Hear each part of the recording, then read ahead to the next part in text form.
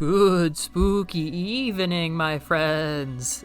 There is a new Castlevania trailer, and I'm here to talk about it. Not often I get to do breaking news here. So, we are less than 2 months away from Castlevania Nocturne Season 2 on January 16th, 2025, and we just got a trailer that I think spoils a little bit too much. It has some of the big things that were on my wish list, presented with no context, it just completely deflating what are probably going to be some of the most exciting reveals in the whole season. So if you are just not that interested in being spoiled and you're like, we're less than 2 months away, why would I just spoil myself now? I'm going to lead with a bit of a non-spoiler section to just share some of the hype, share some of my thoughts about what's going on at the studio, stuff I've observed from following the directors and stuff, just some non-spoilery fun, and then we're going to get into talking about everything revealed, because there's a lot. And I just don't think this is the most exciting way to learn about these things. So, long story short, this is information that we have known since one of the Dietz brothers posted about it on Twitter or Blue Sky. This trailer shows a war in Paris. Alucard is taking Annette and Richter on a field trip to Paris while Maria deals with some family stuff at home. I will leave it at that. I think that gives you an impression of what the season is going to look like, and that alone is more than enough to get your brain racing with where things might be going.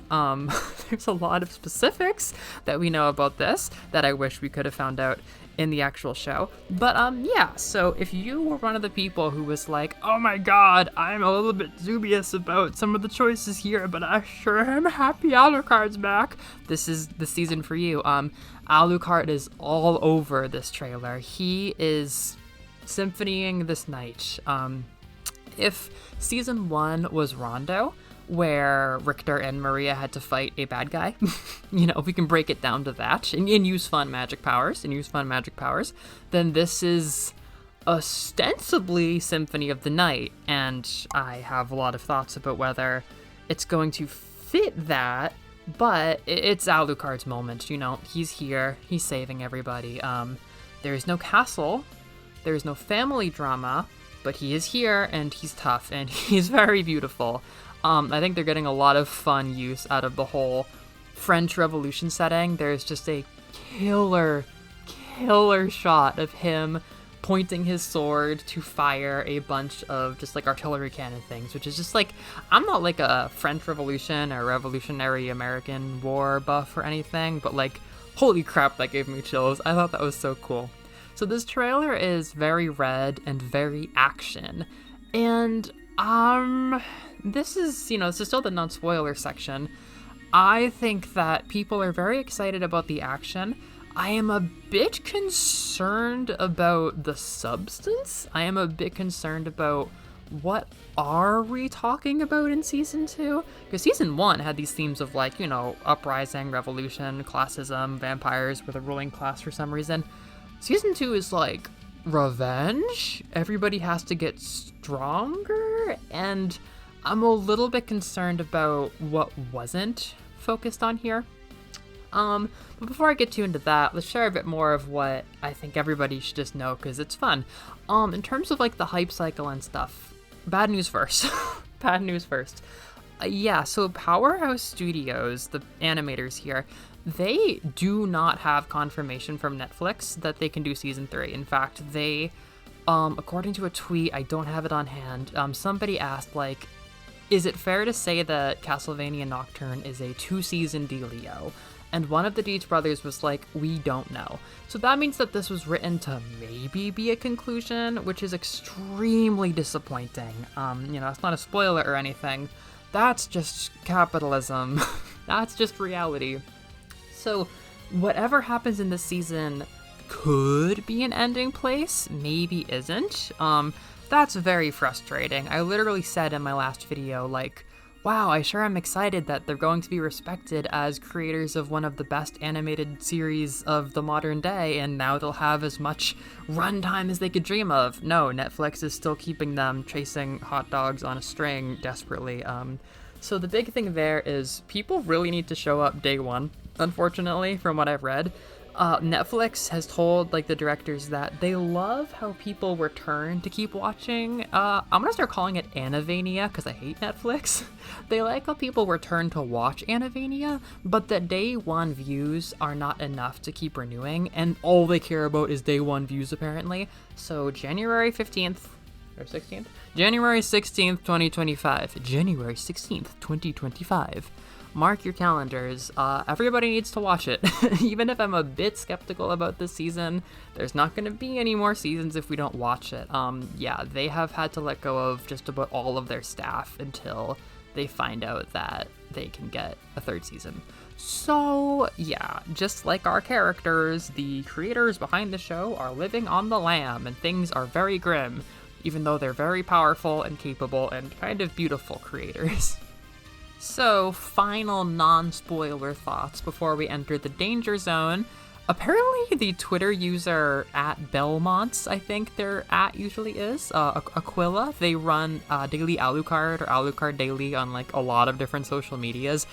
They're chummy with the creators, like they're chummy with the Dietz brothers and stuff, but I didn't know they were so chummy that they got insider information. I couldn't see anywhere where it was publicly said that we would get a trailer today, but on Daily Alucard they said, tomorrow's the day, and it's like, okay, I guess fans are getting given insider info, or maybe now they are an insider. I don't know, but that made me laugh because I see them talking with the Dietz brothers all the time on social media, and I was like, okay, I guess you're going to be the social media manager now if they can get hiring again for season 3. Kudos to you. That was a funny shift. That made the whole thing feel a lot more like, I don't know, grassroots. I don't know, something about that was kind of charming to me. But yeah, now we are heading into the end, and I will say before I leave you that it's somewhat unlikely I'm going to do a video now. I wanted to do a scripted video, but I haven't rewatched Nocturne Season 1, I haven't rewatched anything, I haven't had time, I'm still working, I'm behind on the top 10 year video thing for this year, so it seems very unlikely after having all of my good predictions popped by this trailer that I'm gonna have anything to say before the seasons come out, so I'll see you on the other side. And speaking of which, spoilers in 3, 2, 1, Drolta's back. Drolta's back. That was my number one thing. I mean, I guess, no, there were other things that I wanted more, but like, okay, I want her to steal Erzsébet's power. We'll get to that later, maybe. Just having her back, it just felt so bad having her leave so suddenly. Some people I saw on YouTube comments were like, oh no, she's the GOAT. I didn't believe for a minute she was gone. Like, I wasn't one of those people. I was pretty convinced that she was dead. Like, it felt like shit, but in a way it was believable, partially because they're not that good at writing women. We're going to get to that too later, but I could believe that they just completely dropped all this potential. But no, she's back, and I'm not sure whether or not to get into it here. I guess I just will, because maybe this is my hottest take. I am not an expert, I haven't even rewatched most of this show, but I think she's a night creature. I think that the idea of her being necromancied back, is tough, right? Because we haven't seen somebody get necromancied back besides Drac, and that was pretty intense. If there was a character like a Annavania version of Shaft who could be a new necromancer, I think they would have led with that in this trailer, but there are no new characters in this trailer besides like random French grunts who get killed immediately, random redcoats, you know? There wasn't anybody new who seemed like they could have been a necromancer. I think they popped her back in like the little furnace in the basement at the church as soon as she died. I think they just put her in and made her a night creature. She's not that altered compared to somebody like Edward. Edward? It's been so long since I've said his name. His name's Edward, right? Yeah, Edward. Oh my god, Edward wasn't in the trailer. I'm not going to worry about that. Let's not worry about that for now. I just realized that while I was recording. Yeah, so her thing is, I was looking at some footage from my original video, and even when she's fighting in this, like, leotard form, I don't know how else to say it, like, when she's not wearing her fancy clothes, like, even when she's fighting in that way, she seems a lot more composed in season 1. it feels like we have a lot of shots of her fighting. It's like mostly like punching Drolta in this trailer, basically. She's much more monstrous. There's this big focus on her hair can now attack like tentacles, and she was capable of these kinds of like body warping techniques before with her wings would create these like big nail extension things. Did her nails themselves extend, or were they just very strong? I do forget now. I was a huge fan of her action in season 1, but it seems a lot less composed now and more monstrous, and that's why I feel like it's possible that she is a night creature. She's just not quite as altered as normal. However, she is still drinking blood. There's a lot of Drolta in this trailer. They listen to the fans. There's a lot of Drolta. She's drinking blood. I don't think I've ever seen a vampire become a night creature before, so I don't know whether being a night creature means that you don't want to drink blood anymore. That's not something that I'm aware of. Though the rules of vampirism are a topic tonight. Some people are like, I just think she came back by her own magic, and it's like, you know what? Maybe that is how it is, but the only vampire revival we've seen in Annevania so far was the Dracula attempts, and those were very high effort, so I don't know, but I think they popped her back in the toaster and made her a night creature in the basement of the church. That is what I'm thinking. After that, damn, I mean, the other things that were big spoilers are a lot more predictable, but it still sucks to see their execution here, right? Because, like, I'm just thinking about the season 1 trailer, and, like, we saw, like, Richter in the fire, and maybe the headband, probably the headband was in that, but we didn't know what was going on. And I don't know, like, obviously, like, we knew at some point he would have this moment of an emotional breakthrough, but everything is so much more, like, with this. So the other big things in my mind are Maria's dragon. It's a really big moment. In fact, one of the Dietz brothers posted on Blue Sky a gif of Maria with his cryptic, like, see you tomorrow, or like, have a good night, everybody. More cryptic than what they gave to Aquila. And it was Maria, not Richter. And it's like, okay, so I'm thinking this trailer is very Drolta and Maria specific, but I'm a little bit disappointed. It's tough. I think it's partially because this thing where she goes like Super Maria and she's like freaking out and she summons this big blue dragon. It's like, it's so much less vague and mysterious than Richter's headband in the blue fire was, because that could have been happening anywhere. But seeing her do this in a church, it's so obvious that she's like snapping about one of her parents, you know? Like, this is why, you know, when I said in the intro, I'm like, oh, what are the themes in this season? Well, one of the themes is gonna be family. But, like, that's so boring.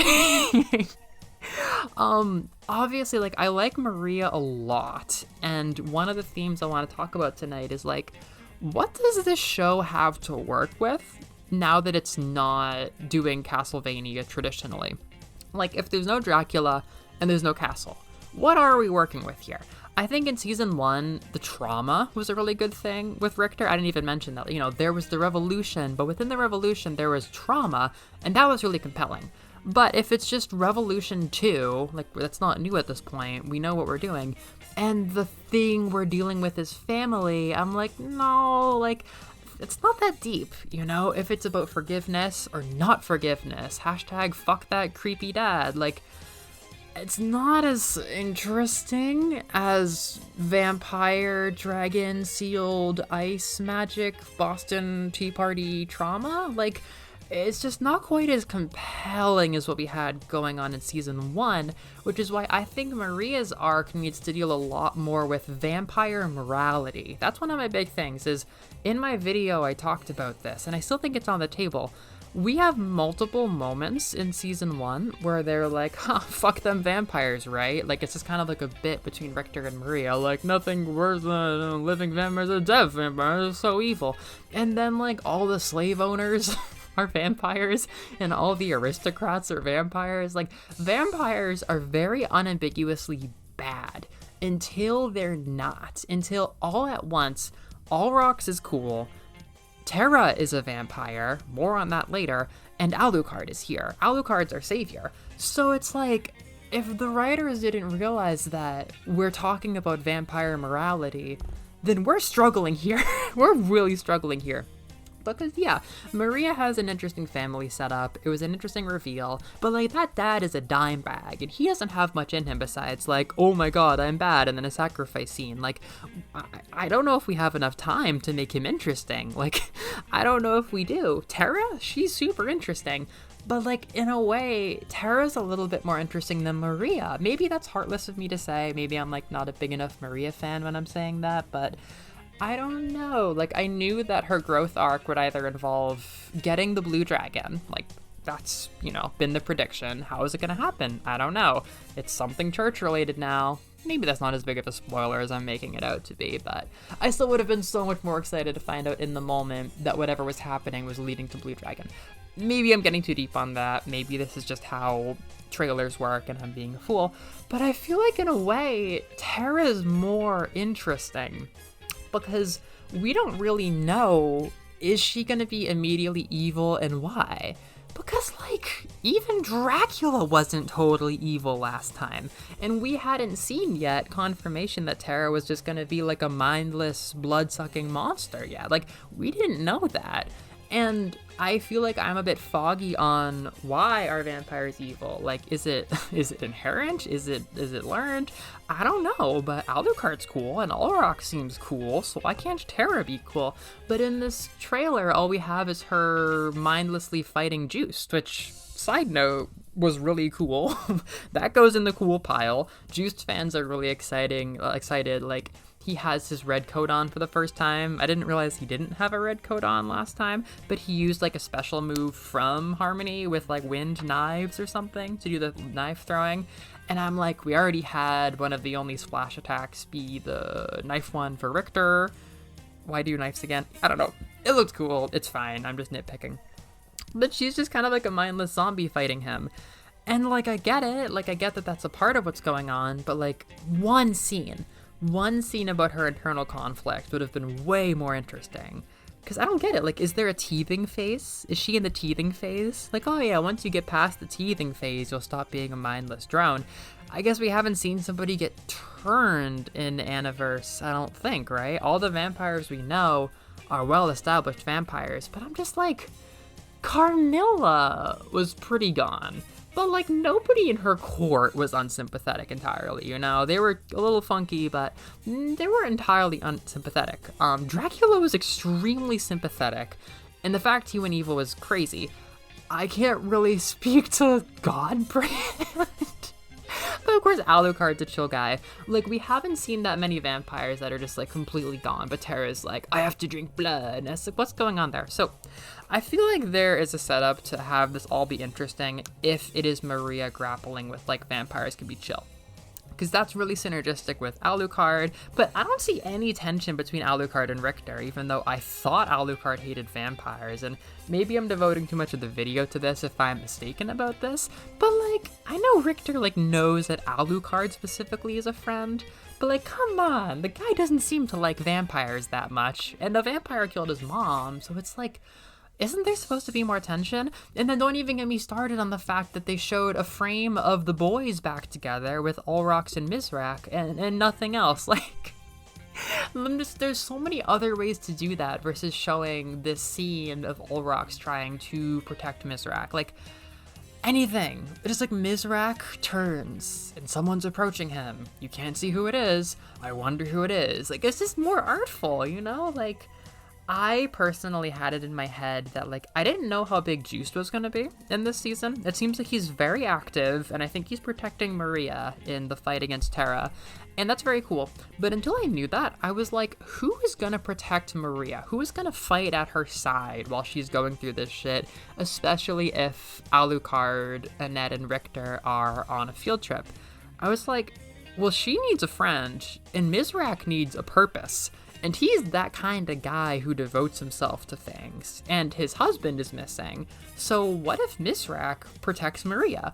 I had it in my head that there might be a bit of a time where everybody's mostly gone, except for, like, Maria's family, possibly Juiced, and Mizrak in the season 1 town.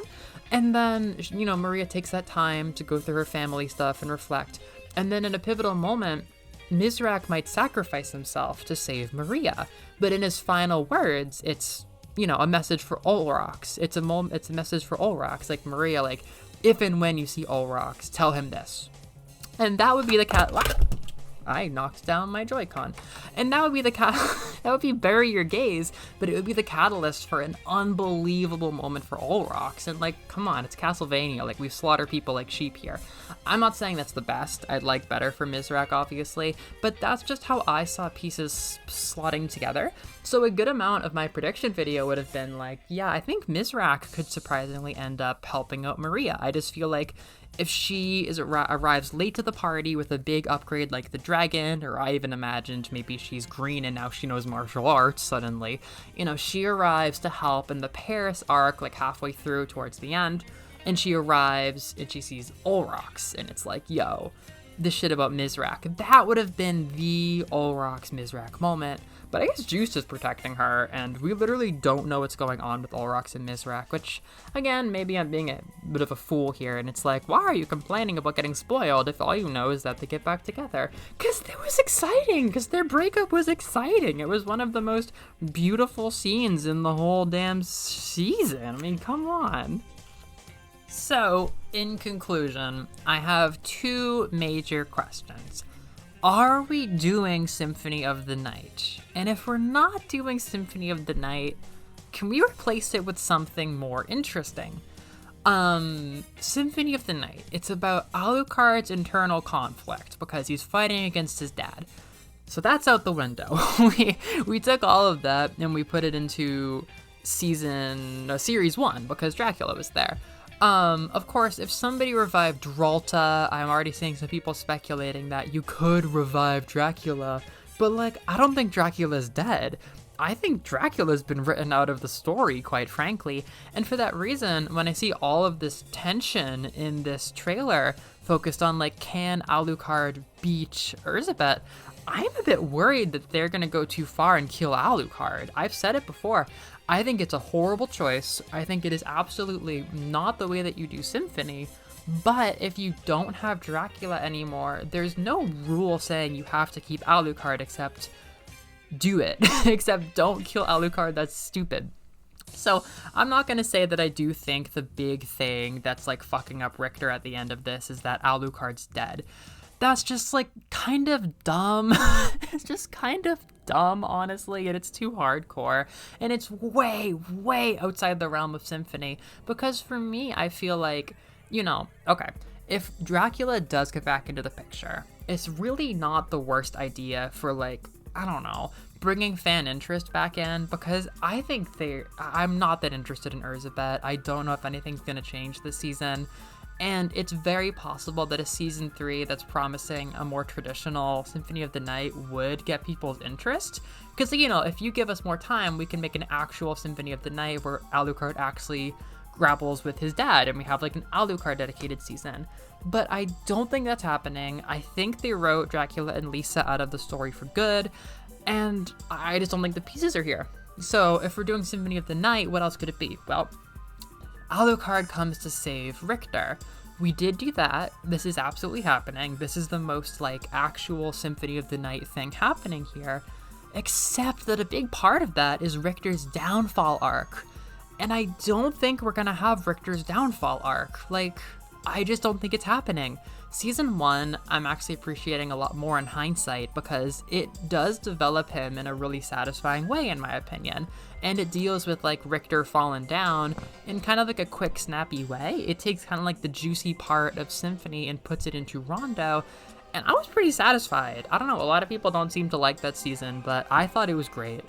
Unfortunately, that is even less things that we could possibly do to tie this back to Symphony. And I hate to be getting to this point of, like, being frustrated that it's not similar enough to the source material, because usually when I see people complaining about that kind of thing, it's paired with some kind of racism or homophobia.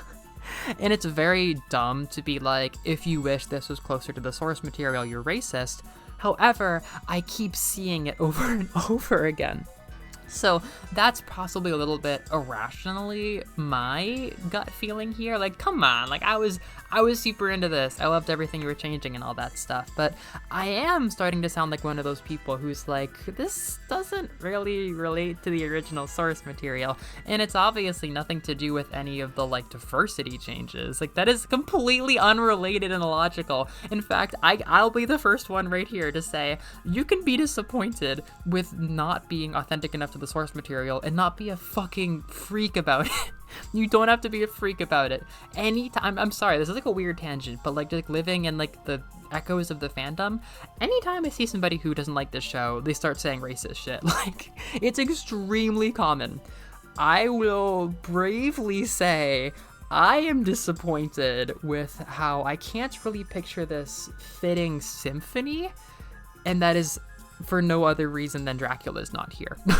That is for no other reason than that. And Richter's not depressed, and Alucard is being a savior, but he's like not saving the Belmont. In fact, we need the Belmont to be stronger, and that's kind of the main thing that's not doing a lot for me here.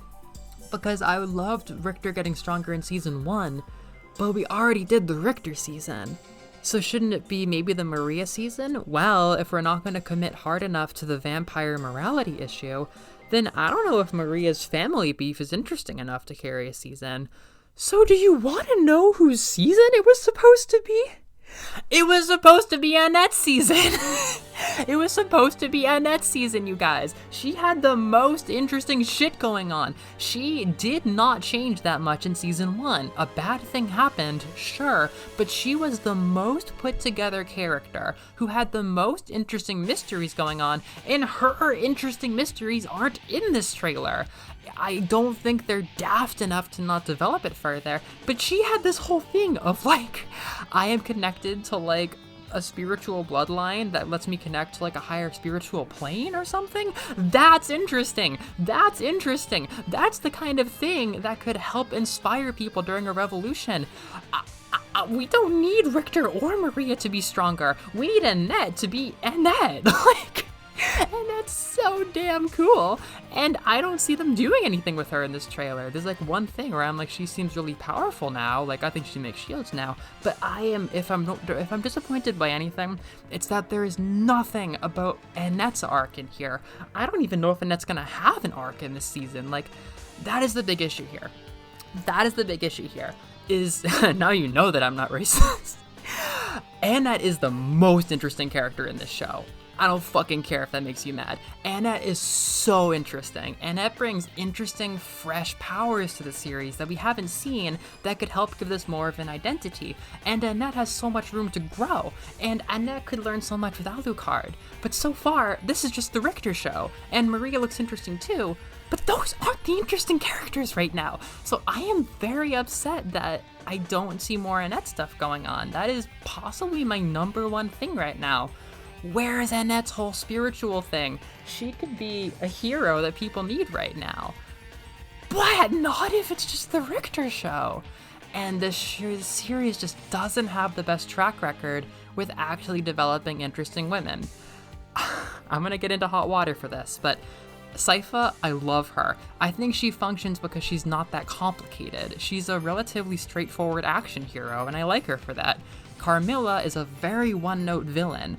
All the more nuanced women, like the Court and Greta, they don't get developed very much. So Maria might be one of the first women to get properly developed, but I don't know if they have it in them to develop both the characters. But if they were going to do anything interesting with the season, they would have had to develop Maria and Annette, and I don't see any investment in the Annette department.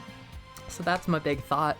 That's my big thought, you guys. If Annette doesn't give this show a unique identity, apart from being an adaptation, I don't know who's gonna. I don't know who's gonna. And it's unfortunate that she's like the most reviled character by this incredibly racist fan base, but she's also the best one in my opinion, and it's tough to not see her getting more of this trailer.